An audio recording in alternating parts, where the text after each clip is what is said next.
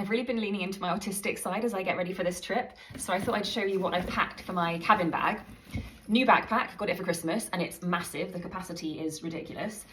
Got my sunflower lanyard on there. I may or may not need it, but it's there either way. Obligatory unicorn travel companion, obviously. And I've already got in there my purse, my passport, and my sunglasses. But the more interesting stuff, iPad.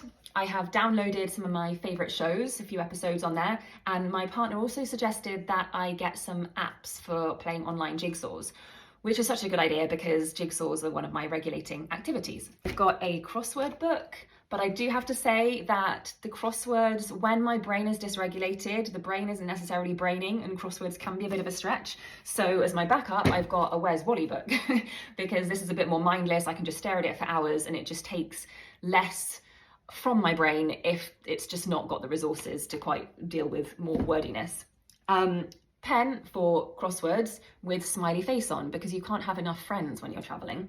And you will see that this is a recurring theme because fidget, squish fidget with face on, and frog with face on. I'm putting all of my little fidgets in a nice bag so I know where to find them. This is my favorite new fidget, got it for Christmas, and it's so resistant, so it's really satisfying. It's quite heavy, so I wasn't sure whether to pack it, but I reckon it's going to be worth it. And then I've also got my loops in there as well. And then the highlight, of course, I have to have a flamingo travel buddy. The genius of it is that it's not only one flamingo, but if you open up the bottom, it's got flamingo babies. So I've got 5 flamingos for the price of 1, which I think is a great travel hack, to be quite honest. So he will perch right on the top and be very happy. I think I'm pretty much there. Washing has been done, packing has been done, suitcase has been weighed. I think just putting so much thought and energy into the preparation is really giving my nervous energy, my nervous brain, somewhere to go. I had a therapist once who said that, imagine you've got a secretary in your brain and they're working away, but if they're not given enough tasks to do, they start kind of just like setting off the fire alarm.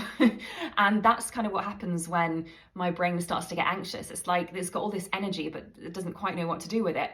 So actually giving it tasks, making lists, arranging things, I've literally worked out exactly what time I'm going to go to bed, working back from the time that I need to leave in the morning.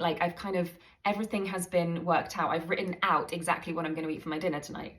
All these things are helping use up that kind of energy that is there. So it's either going to be there to help me to my advantage or not. So we'll see how we go.